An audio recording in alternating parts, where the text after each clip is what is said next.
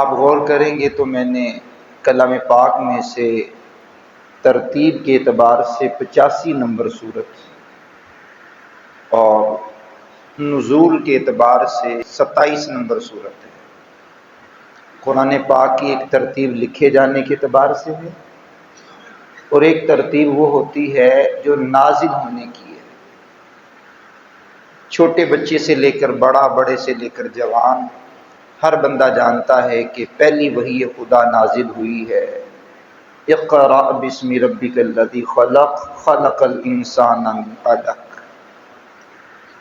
اور اس کو اگر ہم ڈھونڈنے جائیں گے تو پہلی صورت نہیں ملے گی، 95 صورتوں تک اس کا نام و نشان نہیں ملے گا۔ 96 نمبر صورت ہے، نازل تو پہلے ہوئی ہے اور ہے قرآن پاک میں 96 نمبر پر۔ تو میرے کریم کی مرضی ہے، جب نزول قرآن ہو رہا تھا آیات بینات اترتی، فرماتے یہاں رکھ دو اس کو یہاں رکھ دو، اس کو یہاں رکھ دو۔ میرے حضور کی مرضی، جس کو مرضی یہاں رکھیں۔ اب میں نے سورہ بروج جو پڑھی ہے 85 نمبر سورت ترتیب کے اعتبار سے، نزول کے اعتبار سے 27 نمبر سورت مکہ مکرمہ میں نازل ہوئی ہے۔ سختیوں کا دور ہے، تکلیفوں کا دور ہے، اتنی سختیوں کا دور ہے کہ صحابہ کرام کی جانوں کے دشمن کفار بنے ہوئے ہیں، اور خود نبی پاک علیہ السلام کی راہ میں کانٹے بچھانا، نبی پاک صلی اللہ تعالی علیہ وسلم کی گردن میں چادر ڈال کر کے کھینچنا، اونٹ کی اوجڑیاں لا لا کر کے رکھنا، جادوگر کہنا، کاہن کہنا، ساحر کہنا، مجنوں کہنا، تکلیف در تکلیف دے معاملہ جاری و ساری ہے۔ میرے کریم آقا رحیم آقا کی ذات پر یہ سورت مبارکہ اتری جس کو سورہ بروج کہتے ہیں۔ پہلی آیت یہی ہے، بسم اللہ الرحمن الرحیم، والسماء ذات البروج، برجوں والے آسمان کی قسم۔ یہاں سے بات شروع ہو رہی ہے، تو میں نے چوتھی آیت سے کلام کرنا ہے۔ قتل اصحاب الاخدود، فرمایا کھائی والے جو ہیں، خندق والے جو ہیں، ان پر لعنت۔ ہم کہتے ہیں کسی پر لعنت نہ کیا کرو، جو لعنت کا مستحق ہے اس پہ تو لعنت کرنی ہے۔ یہ کھائی والے کون ہیں؟ یہ خندق والے کون لوگ ہیں؟ یہ وہ لوگ ہیں کہ زمانہ فطرت میں ایک ہوتی فطرت جو طا سے لکھی جاتی ہے، ایک ہوتی تا سے، فطرت۔ زمانہ فطرت اس کو کہتے ہیں۔ جناب عیسیٰ علیہ نبی علیہ السلام کو جب اللہ نے آسمانوں پر اٹھا لیا، اس آسمانوں پر اٹھائے جانے کے بعد حضور نبی کریم علیہ السلام کی بعثت تک یہ کل زمانہ جو ہے یہ زمانہ فطرت ہے۔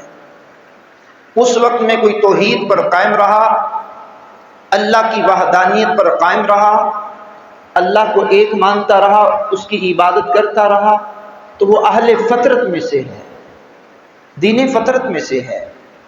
اب حضور کی زندگی کے 3 سٹیپ ہیں۔ ایک ہے تخلیق محمدی، کہ حضور کی تخلیق جب ہوئی، نور محمدی تخلیق کیا گیا۔ دوسری حضور کی زندگی کا سٹیپ ہے ولادت محمدی، جب حضور کائنات عالم میں جلوہ گر ہوئے۔ تیسرا سٹیپ ہے حضور کی زندگی کا بعثت محمدی، جب حضور نے اعلان نبوت کیا۔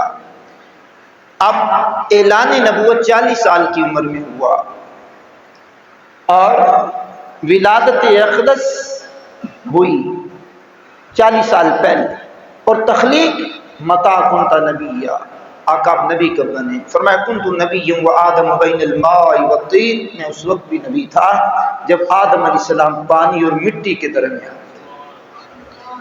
تو بعثت سے 70 سال پہلے، حضور کے اعلان نبوت سے 70 سال پہلے، اور ولادت سے 30 سال پہلے کا واقعہ ہے۔ حضور نے فرمایا میرے صحابہ، وہ جو اصحاب اخدود ہیں، کھائی والے ہیں، وہ بڑے ظالم لوگ تھے، اتنے ظالم لوگ تھے کہ اس دور میں ایک بادشاہ تھا، اب وہ بادشاہ کہاں تھا؟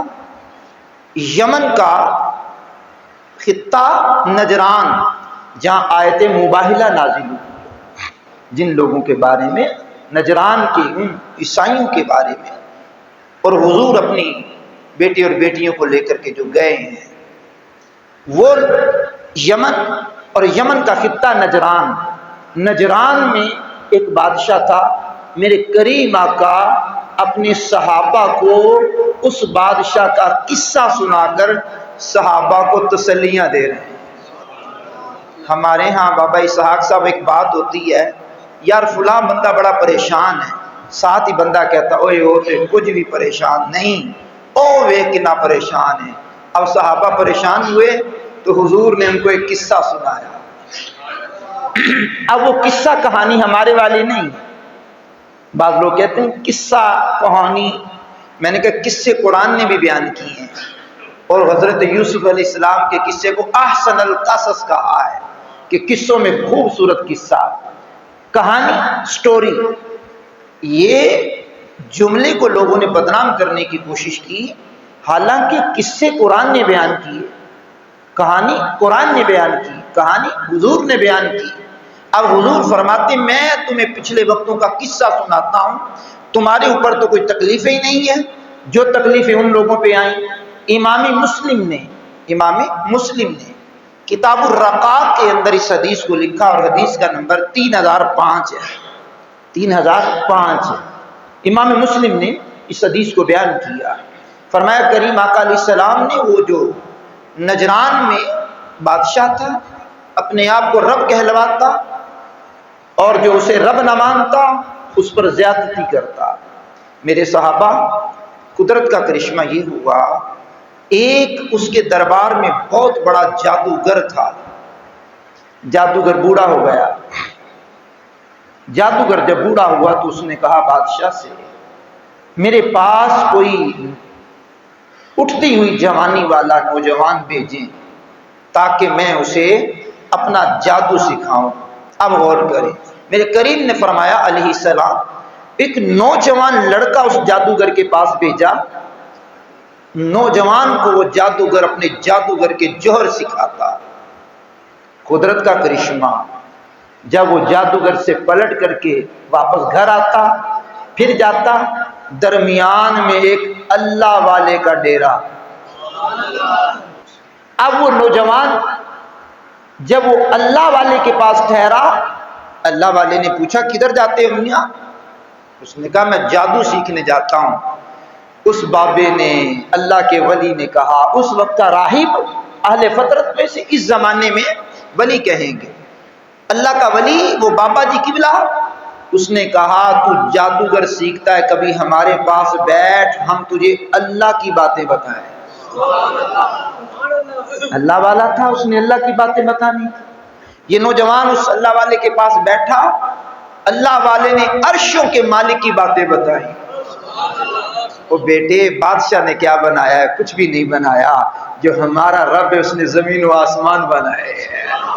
یہ سارے درخت، سارے شجر، جمادات، نباتات، حیوانات، انس، جن، حور و ملک، سارے اس مالک کائنات نے بنائے جو ہمارا رب ہے۔ ہر چیز کا رب وہی ہے۔ اللہ کی جب باتیں اس نے بتائیں بابا جی نے، تو اس کا دل اس بابا جی کی طرف مائل ہو گیا۔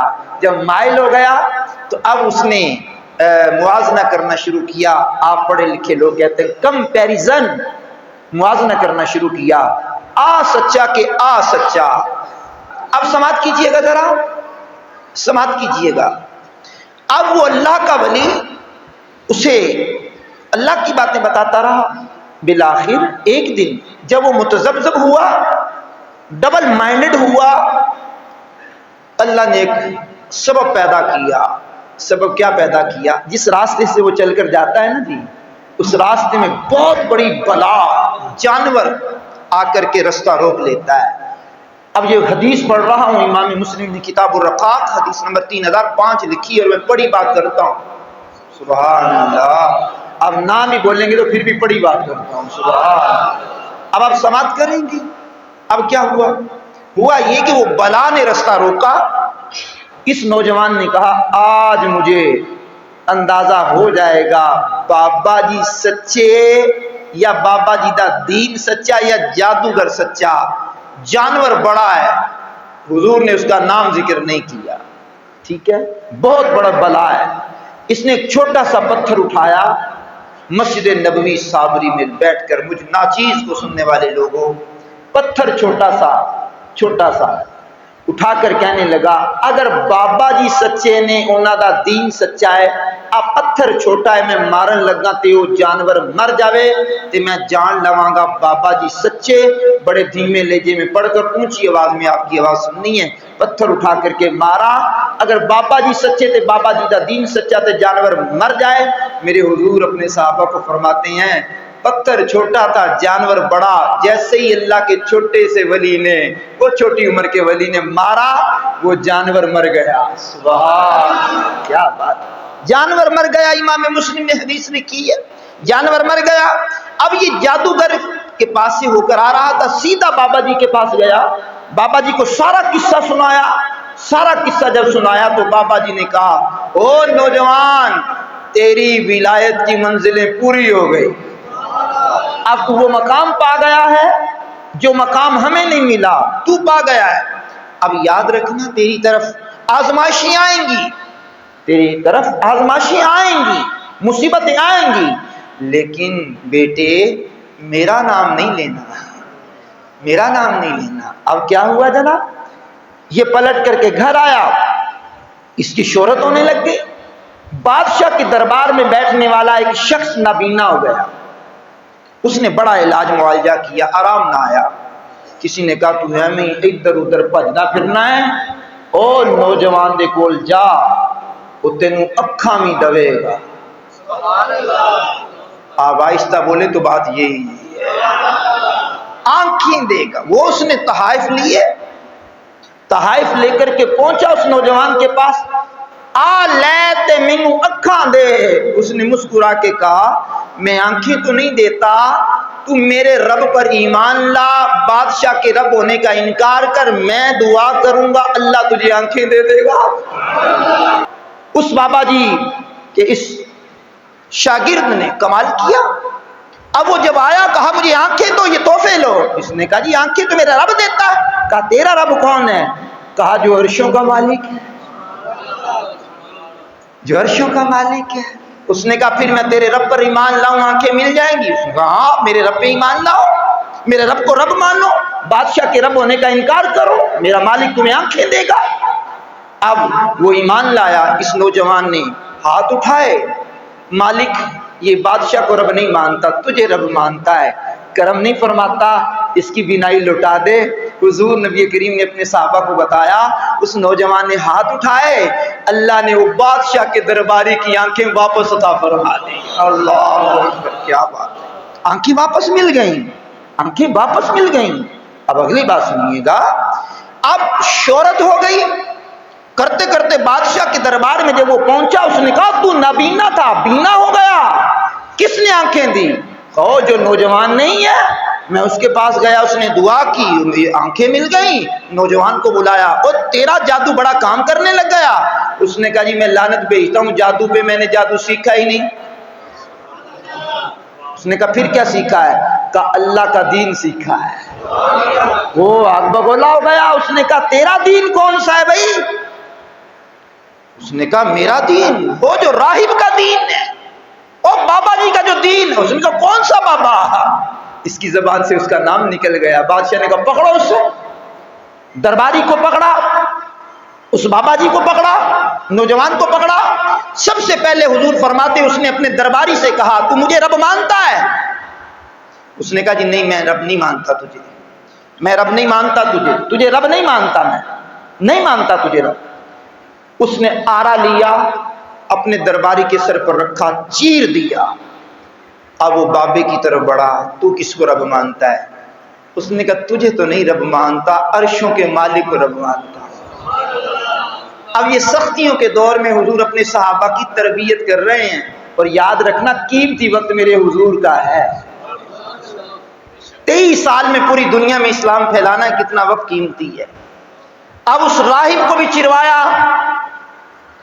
دونوں قتل کروا دیے۔ اب وہ نوجوان کی طرف بڑھا، تو کس کو رب مانتا ہے؟ اس نے کہا مجھے جان کی پرواہ تو نہیں ہے، مجھے بھی چروا دے، رب میرا وہی ہے۔ کیا اب سختیوں کے دور میں حضور بات کر رہے ہیں صحابہ کے سامنے علیہم الرضوان کے سامنے۔ اس نے کہا جی اس کو نہ مارو، بڑا قیمتی بندہ ہے، اس کو پکڑو، پہاڑ کی چوٹی پر لے جاؤ، وہاں جا کر اسے پوچھنا تیرا رب بادشاہ ہے کہ کوئی اور۔ اس کے سپاہیوں نے پکڑا، پہاڑ پر لے گئے، کہا بتا تیرا رب کون ہے؟ اس نے کہا جو پہاڑوں کا رب۔ نہ بادشاہ کو نہیں رب مانتا، اس نے کہا نہیں مانتا رب بادشاہ کو۔ انہوں نے دھکا دینا چاہا، اس نوجوان اللہ کے ولی نے کہا مالک یہ دھکا دے رہے ہیں، تو بچانے والا ہے، بچا لے تاکہ تیرے دین کی باتیں عام ہو جائیں۔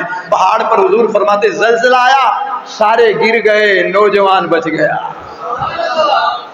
اب اترا سیدھا بادشاہ کے دربار میں، بادشاہ نے کہا میرے بندے، اب میرا دل کرتا میں دھیمے لہجے میں پڑھ لوں، میرے بندے، کہا میرے رب نے تیرے بندے مروا دیے، اپنے کو بچا لیا۔ اب توجہ دینا ذرا، کہا اچھا پکڑو اس کو۔ اب پکڑا اس کو، پکڑ کر کے کہا کشتی پہ بٹھاؤ، پانی کے گہرے سمندر میں گہرے جگہ لے جاؤ اور وہاں جا کر اسے پکڑنا، اگر مجھے رب مان لے تو چھوڑ دینا ہے تو دھکا دے کے گرا دینا۔ حضور نبی کریم اپنے صحابہ کو بتاتے ہیں، صحابہ کتنی سختیاں ہیں، انہوں نے نوجوان کو پکڑا، پکڑ کر کے جناب کشتی میں بٹھایا، لے گئے گہرے پانی میں، جا کر گردن پکڑ کے کہنے لگے بتا تیرا رب کون ہے؟ کہا پہاڑ پر بھی وہی بات تھی، دربار میں بھی وہی بات تھی، بیچ سمندر کے بھی وہی بات ہے، جو سمندروں کا رب ہے وہی تو میرا رب ہے۔ انہوں نے گرانا چاہا، قدرت کا کرشمہ میرے حضور نبی کریم فرماتے ہیں کشتی نے عجیب ہچکولے لیے، وہ سارے بندے گر گئے، یہ کشتی میں تنہا بچ گیا، کنارے پر لگا، بادشاہ کے دربار میں پہنچا، بادشاہ دے کر کے ہکا بکا رہ گئے، او تو بچ گیا میرے بندے؟ کہا تیرے تھے، میرے رب نے مروا دیا، اپنے کو بچا لیا ہے۔ اللہ اکبر، کہا میں بچ گیا۔ امام مسلم نے کتاب الرقاق حدیث نمبر 3005 میں یہ واقعہ لکھا ہے، اور پڑھ رہا ہوں، سماعت کیجئے گا، سورہ بروج کی تفسیر پڑھ رہا ہوں، تفسیر میں یہ واقعہ لکھا ہے، اب سماعت کیجئے گا ذرا۔ اب کیا ہوا؟ نوجوان اللہ کا ولی کہنے لگا بادشاہ مجھے مروانا چاہتا ہے؟ اس نے کہا مروانا تو چاہتا ہوں۔ کہا میرے طریقے سے مار، میں مر جاؤں۔ اللہ والے جو ہوتے ہیں دین بچا لیتے ہیں، اپنی جان کو دے دیتے ہیں۔ کہا میرے طریقے پر عمل کرے گا تو میں مروں گا، اپنے طریقے جتنے مرضی ازما لے، میں نہیں مرنے والا، تو میرا طریقہ اپنا۔ کہا تو میرا طریقہ اپنا، تو میرا طریقہ اپنا، میں مر جاؤں گا، میرا طریقہ اپنا۔ اس نے کہا جی آپ کا طریقہ کیا ہے؟ کہا میرا طریقہ یہ ہے، یہ پوری نجران کی قوم کو اکٹھا کر جو تجھے رب مانتی ہے، اور کھجور کی سولی پر مجھے چڑھا،